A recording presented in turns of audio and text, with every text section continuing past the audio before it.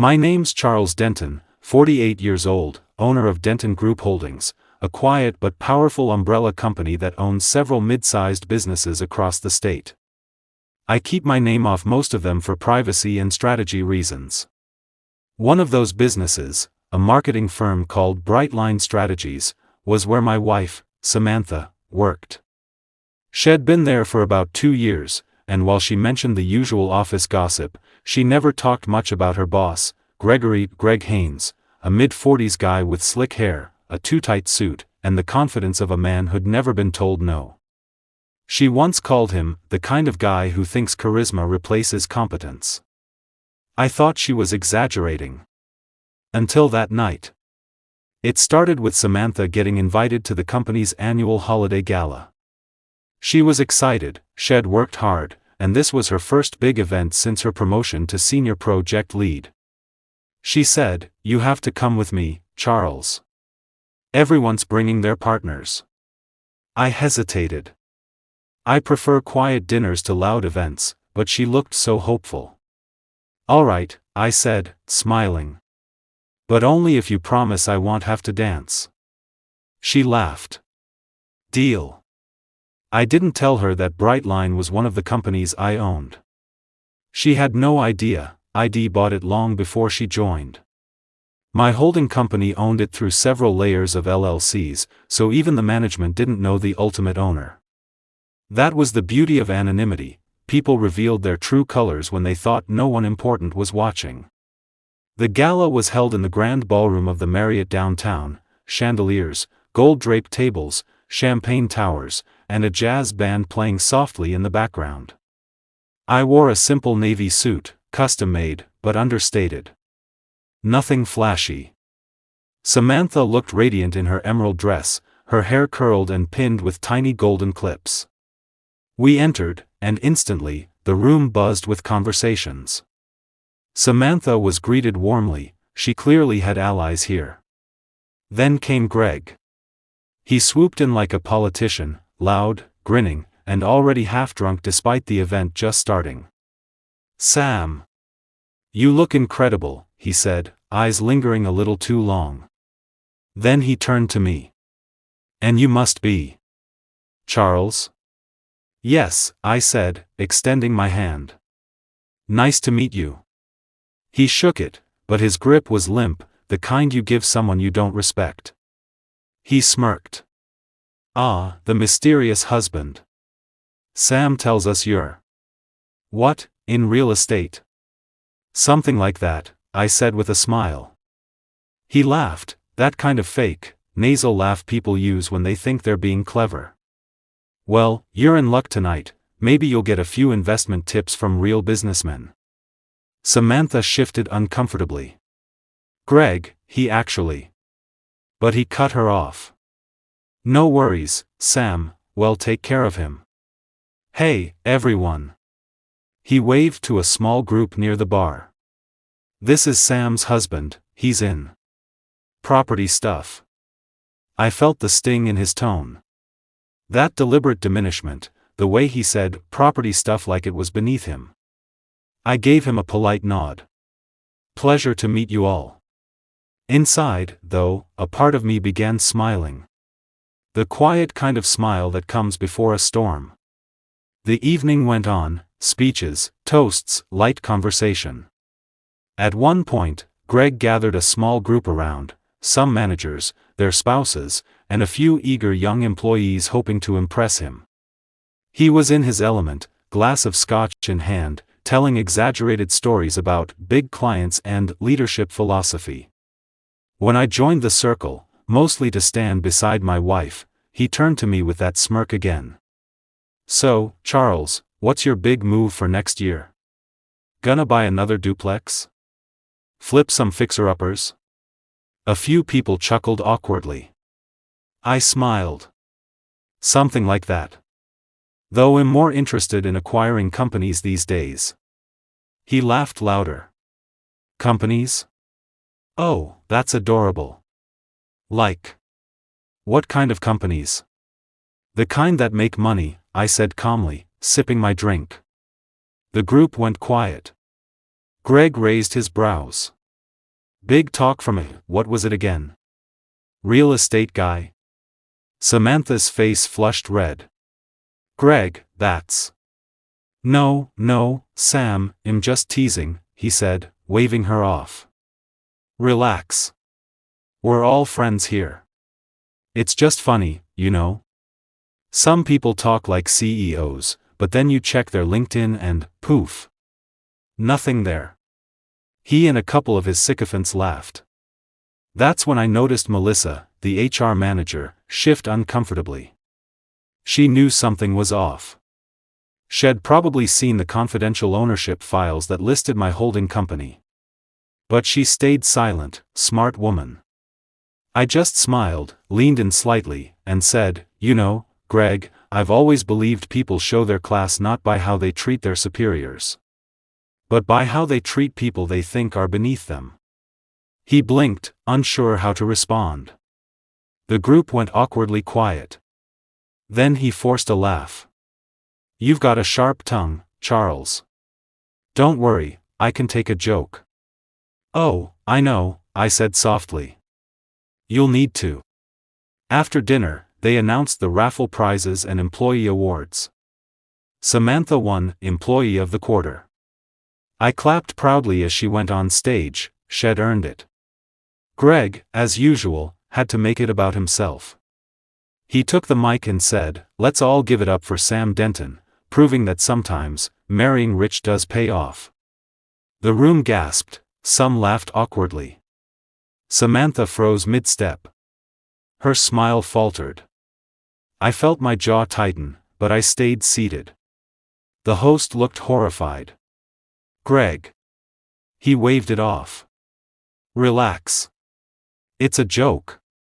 Samantha walked up, accepted her plaque, and gave the shortest thank you speech imaginable. Her hands trembled as she returned to our table. I could feel her embarrassment. Her humiliation. But me? I felt something else, resolve. If this clown wanted to make a fool out of me, fine. I'd let him. Because in the morning, the fool would be him. The next day, I made a few calls. Brightline was due for its annual performance review, something I usually delegated to my board. This time, I decided to handle it myself. I instructed my assistant to schedule a surprise executive audit for Monday morning. No one knew I was coming, not even Samantha. When I walked into Brightline's headquarters, I wore the same quiet confidence I always did. The receptionist looked startled. Can I help you, sir? Yes, I said. Please let Mr. Gregory Haynes know that Mr. Denton is here for his 10 a.m. meeting. Her eyes widened slightly. Of course, sir. She picked up the phone, and I heard the muffled voice on the other end, Greg's. Mr. Denton? From the parent group? Oh. Yes. Send him right up. Ah, so now he recognized the name. I entered the conference room to find Greg practically sweating through his suit. His usual smirk had been replaced with a nervous grin. Mr. Denton. Wow, what an honor, he said, shaking my hand with exaggerated enthusiasm. Didn't expect you to drop by personally. I sat down calmly. Yes, I like to meet with leadership every now and then, helps me understand the company culture. You know how important that is. Of course. He said quickly. Our culture is one of, respect, teamwork, and, professionalism. Professionalism, I repeated, staring directly at him. Interesting choice of words. He nodded eagerly. Absolutely. We're like a family here. Oh, I saw that, I said. At the party. His face went pale. The party? Yes, I said evenly. The one where you mocked one of your top employees and her husband in front of your staff. The one where you made inappropriate comments and called it humor. He froze. His eyes darted like a trapped animal. Sir, I didn't realize. You didn't realize who I was, I said coldly. That's the problem. You only treat people well when you think it benefits you. He opened his mouth, stammering. It was, a misunderstanding. I cut him off. Save it. I leaned forward slightly. I watched you mock my wife, belittle my work, and humiliate her in front of her peers. You represent my company, Mr. Haynes. That's not a misunderstanding, that's a failure of character. He went speechless. I stood up, adjusted my jacket, and said, effective immediately, you're on administrative leave. HR will handle the details. Then I turned to Melissa, who'd been silently taking notes in the corner. Melissa, please organize an all-staff meeting. I'll be addressing everyone in 20 minutes. When I entered the main conference hall, dozens of employees were seated, murmuring, confused. Samantha sat near the back, eyes wide when she saw me. I smiled reassuringly. I walked to the front, microphone in hand. Good morning, everyone. My name is Charles Denton, majority owner of Brightline Strategies and Denton Group Holdings. The room went dead silent. You could hear the collective gasp ripple through the crowd. Yes, I continued, I've been a silent owner for some time now. But after attending the recent company event, I decided it was time to be a little less silent. A few awkward chuckles. I turned my gaze toward Greg, who stood near the door, looking like he wanted to disappear. At that event, I said clearly, I witness behavior that does not reflect the values of this company, behavior that belittles others, disrespects employees, and disguises cruelty as humor. I paused. Leadership starts with respect. And any leader who cannot respect his own team does not deserve to lead one. The employees murmured in agreement. I gestured to Greg. Mr. Haynes will be taking an extended leave while we review his conduct. In the meantime, Samantha Denton will act as interim department head. The room erupted in applause, genuine, warm applause. Samantha's eyes filled with tears. Greg's jaw dropped. You can't just. I turned to him, still calm. Oh, I can. Remember, Greg, I own the company. Consider this. Your exit interview. He stood there frozen as security gently guided him out. Over the next few weeks, morale in the office soared.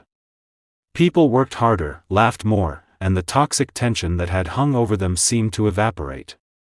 Samantha flourished in her interim role. Her creativity, leadership, and empathy turned the department into one of the company's most productive. She later told me, I still can't believe you just walked in there like a movie scene. I chuckled. I didn't walk in like a movie scene. He wrote the script, I just delivered the ending. A few months later, I heard Greg had been trying to land a new job at another firm. Unfortunately for him, my company also owned that firm's parent group. When HR sent me his resume for final approval, I smiled.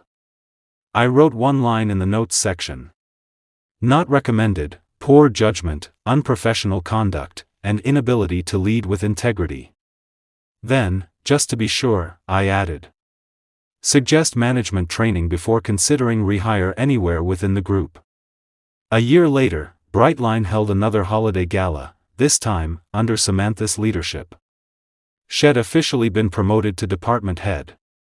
As I stood beside her, watching her command the room with grace and humor, she whispered, You didn't have to do all that for me.